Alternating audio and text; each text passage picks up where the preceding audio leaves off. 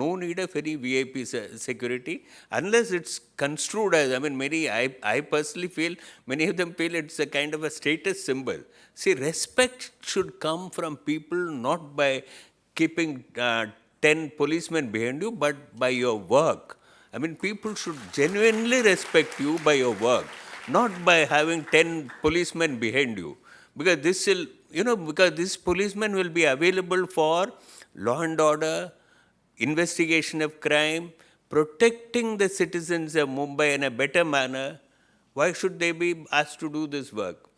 And another area I've been observing, at least for the last 5 years, see, young boys with great difficulty, they get selected as police constables. It's a tough selection procedure.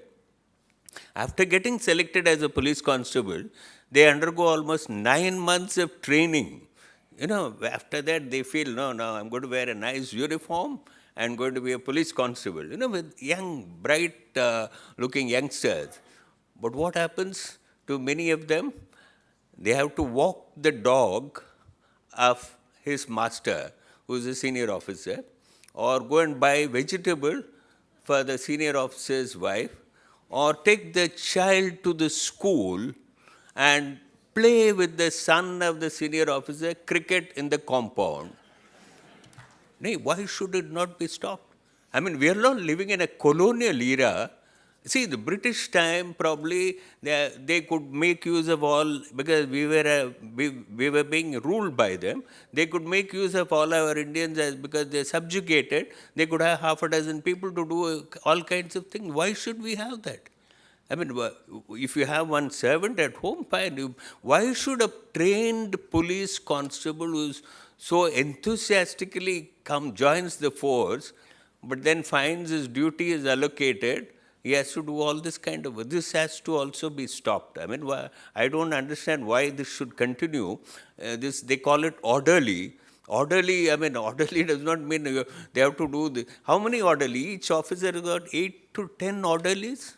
And one has to drive the car of the officer's wife. Why? I mean, otherwise these police constables will be available for our citizens. I mean, they are meant to serve the citizens. I mean, these are the few thoughts I had. I mean, in spite of all the odds, you are doing a wonderful job, because the ratio today in Mumbai is we have 131 policemen for a population of 1 lakh people. That comes to around 863 persons. You will have one policeman. So in fact, the ratio is extremely low. In spite of that, you are all doing a wonderful job. Wish you all the best. My heartfelt gratitude to all your services. Thank you very much. Thank you.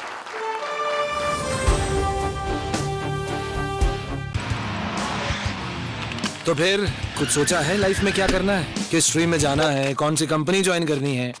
मैं जब तुम्हारी उम्र का था, मैंने सब plan कर लिया था, और तुम हो कि बस क्रिकेट टीम, जॉब, LIC। पापा, आप इतना टेंशन क्यों लेते हो? मैंने सब प्लान कर लिया है। ओके? जो रखते हैं मंजिल पे नजर, LIC है उनका हमसफर। LIC के खास प्लान्स जो जिंदगी प्लान करने में मदद करे।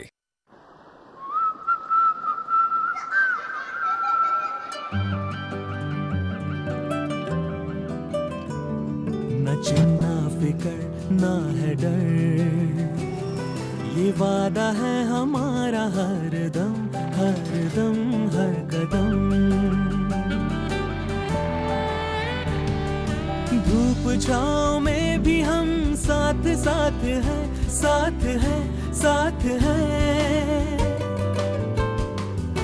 जीवन के हर पल में पास है।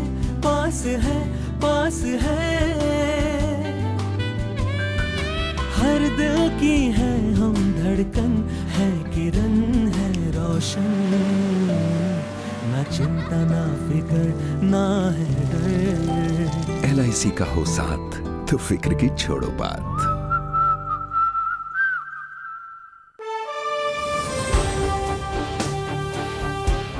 पोलीस अत्यंत ताणाखाली असतात असं सर म्हणाले. सर हेही म्हणाले, माझं सांगतो तुम्हाला, अहो चिपळूणमध्ये 10 वर्षापूर्वी एक शेतकरी गेला आणि मला माझी विहीर चोरीला गेली ते शोधून द्या. हे काम पोलिसांनी करायचं. माझा चुलता स्वप्नात येऊन प्रॉपर्टी मागतो, त्याचं काहीतरी करा, चुलत्याचं, चुलता मेला आहे, हेही पोलिसांनी करायचं. आणि माझा एक पोलीस मित्र 10-15 वर्षापूर्वी म्हणून कुठे चाललास म्हटलं तू घाईघाईत, सकाळचं असाइनमेंट होती मला. तुम्हाला नाही साहेबांना ससून डॉकमधनं मासे हवेत.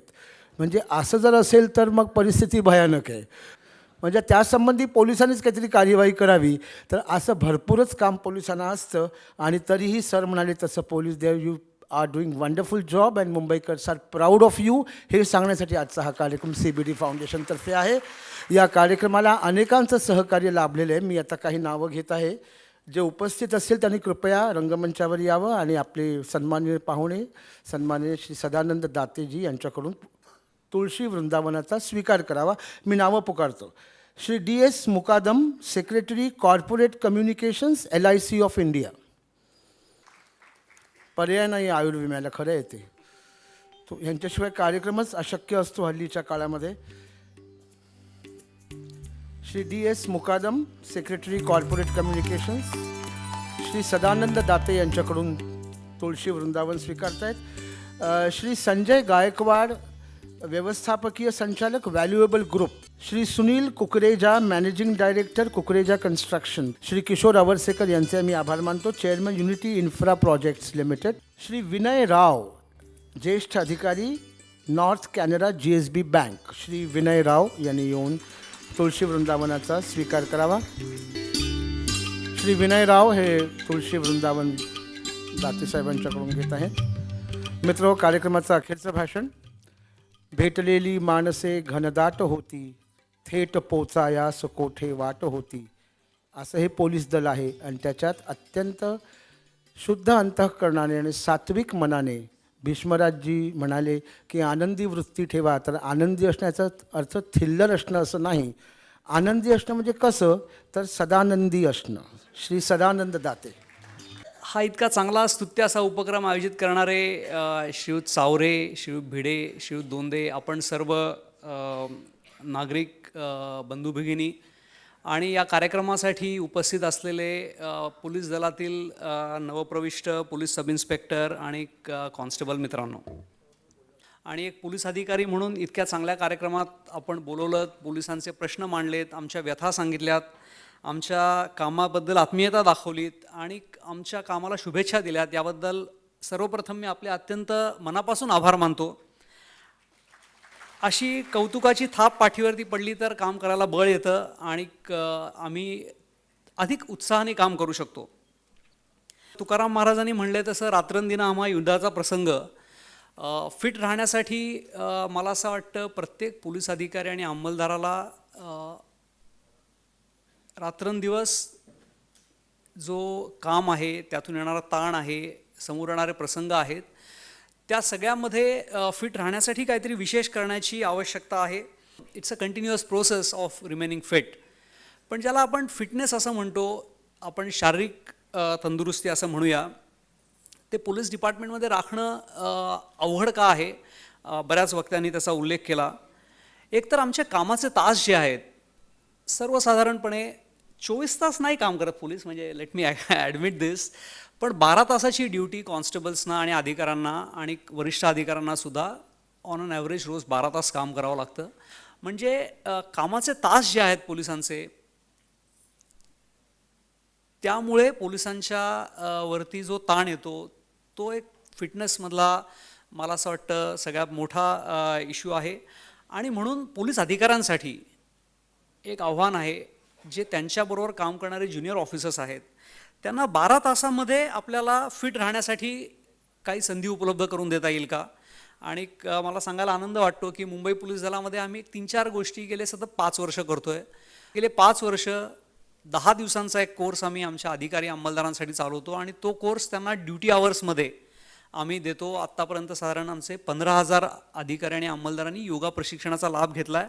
आणि त्याची आम्ही योजना अशी केली की साधारण जी आसनं त्यांना आपल्या कामाच्या ठिकाणी किंवा घरी करता येतील अशा प्रकारची आसनं 10 दिवसांच्या योगा कोर्समध्ये आपण शिकवायचा प्रयत्न करतो.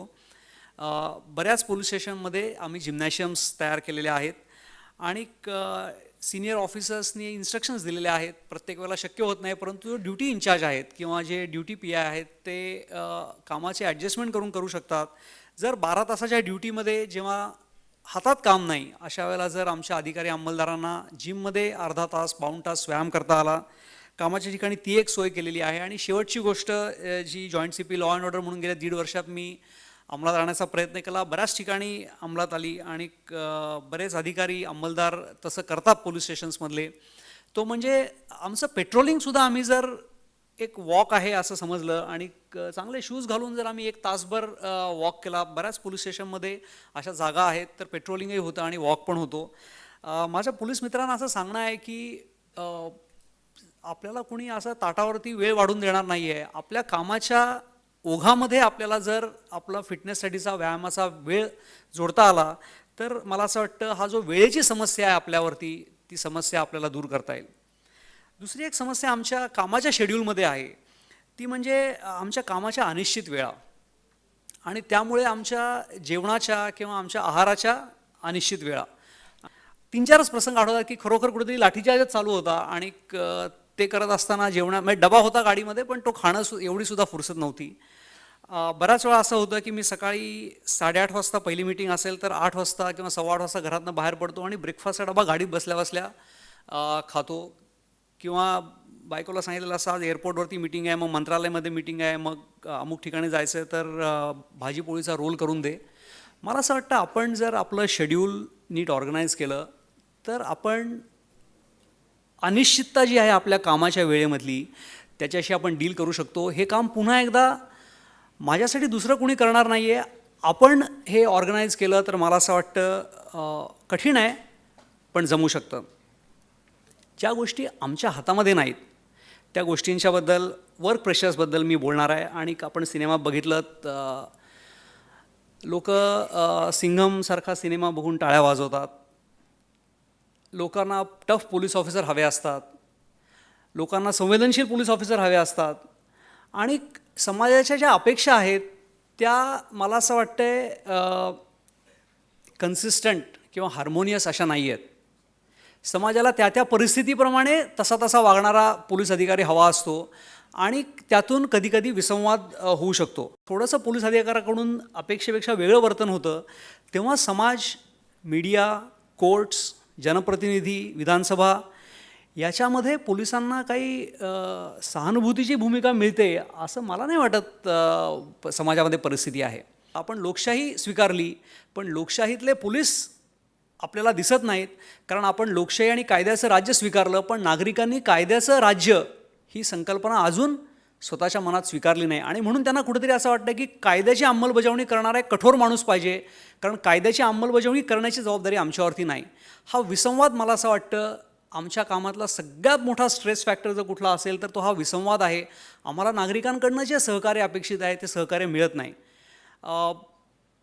पॉलिटिसायझेशनबद्दल, पॉलिटिकल प्रेशर्सबद्दल बोललं गेलं आणि सर्व लोकांना अनुभव येतात, ट्रान्सफर्स होतात, माझ्याही बरेच ट्रान्सफर्स झालेले आहेत. पण मला एक गोष्ट इथे आवर्जून आपल्याला सांगायची आहे. या आधीच्या भाषणामध्ये उल्लेख झाला की राजकारणी लोकांच्यावरती सुद्धा पुष्कळ जबाबदाऱ्या आहेत. आम्ही आमचं काम कसं करतो यावरती सुद्धा आमच्यावरती कसं प्रेशर येतं किंवा प्रेशर येत नाही हे खूप अवलंबून असतं.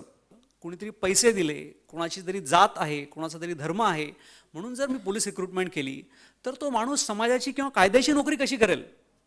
तो त्या पक्षाची, पैशांची, समाजाची, धर्माची, जातीची नोकरी करेल, तो देशाची नोकरी करणार नाही. रस्त्यावरती काम करणारे जे आमचे पोलीस कॉन्स्टेबल्स आहेत, सब इन्स्पेक्टर्स आहेत, त्यांना कदाचित माझ्यासारख्या वरिष्ठ अधिकाऱ्यापेक्षा जास्त फेस करावं लागतं. त्या जाळ्याच्यामधनं छोटे छोटे मासे आहेत ते पार होतात. ते जाळं छोट्या माशांना पकडू शकत नाही आणि जाळ्याची म्हणून एक स्वतःची ताकद असते आणि त्या ताकदीपेक्षा जास्त मोठा मासा आला तर तो जाळ्यासकट बोटीला खेचून नेतो, त्यालाही ते जाळं पकडू शकत नाही. अशा परिस्थितीमध्ये जेव्हा आम्ही काम करतो, बाम सरांनी सांगितलं की आपण जगायचं कशासाठी असा आपण विचार करायला पाहिजे. आणि तो विचार जर आमचा चांगला असेल, हे जाळं जे आहे त्याची जी व्यवहार्य बाजू आहे ती व्यवहार्य बाजू मी समजून घेईल आणि आज आहे ह्याच्यापेक्षा उद्या आणखीन जास्त पक्कं करीन. हा आणि एवढा विचार जर मला असं वाटतं आमच्यासमोर असेल आणि आम्ही एका वेळेला मी 2 पावलं पुढे जाईन, आहे तिथे राहीन, मागे येणार नाही, एवढं जर आम्ही ठरवलं तर मला असं वाटतं ही जी विपरीत आणि प्रतिकूल परिस्थिती आमच्यासमोर आहे तिचा आमच्या स्वास्थ्यावरती परिणाम होणार नाही. यासाठी पोलीस दलामध्ये येणारे आज मुद्दामून या कार्यक्रमासाठी तरुण अधिकारी अंमलदार आलेले आहेत. त्यांना मी असं सांगेन की आपलं स्वास्थ्य हे समाज, शासन, वरिष्ठ अधिकारी आपल्याला ताटावरती वाढून देणार नाहीत. ते आपण स्वतः कमवायचं आणि राखायची गोष्ट आहे. आणि ती जेव्हा आपण राखू तेव्हा आपण खऱ्या अर्थाने या समाजाचं रक्षण करण्यासाठी सक्षम बनू. आणि आपण जर सक्षम बनलो तर आपण आपलं काम अधिक चांगल्या प्रकारे करू. हा इतका चांगला उपक्रम आपण आयोजित केला त्याबद्दल आपल्याला धन्यवाद देतो. जय हिंद, जय महाराष्ट्र. श्री दाते यांच्यावर परवाच गुन्हा अन्वेषण विभागाची जबाबदारी सोपवण्यात आली आहे. त्यांनी मुंबई गुन्हेमुक्त करावी अशी आम्ही त्यांना शुभेच्छा देतो. श्री दाते यांच्या कामगिरीचा गौरव भारताच्या राष्ट्रपतींनीही केला आहे. त्यांना परवाच्या प्रजासत्ताक दिनी राष्ट्रपती पदकाचे मानकरी घोषित करण्यात आलं आहे. इथं एका गोष्टीचा उल्लेख दिलीपने मला अगदी आवर्जून करायला सांगितला आणि तो मी आनंदाने करतो आहे की श्री भीष्मराज बाम सर आणि श्री सदानंद दाते सर यांच्याबरोबर CBD फाउंडेशननं सलाम पोलीस कार्यक्रमासाठी त्यांनी उपस्थित राहावं म्हणून आम्ही बऱ्याच अगोदर संपर्क साधला होता. त्यांनी आमचं निमंत्रण लगेच स्वीकारलं आणि त्यानंतर या दोघांना शासनाचा सन्मान मिळाला. याचा अर्थ CBD फाउंडेशनच्या कार्यक्रमाला उपस्थित राहिल्याबद्दल कळलं ना मी काय म्हणतोय ते. कार्यक्रम संपतो आहे. मी आपल्या सगळ्यांचे आभार मानतो. धन्यवाद.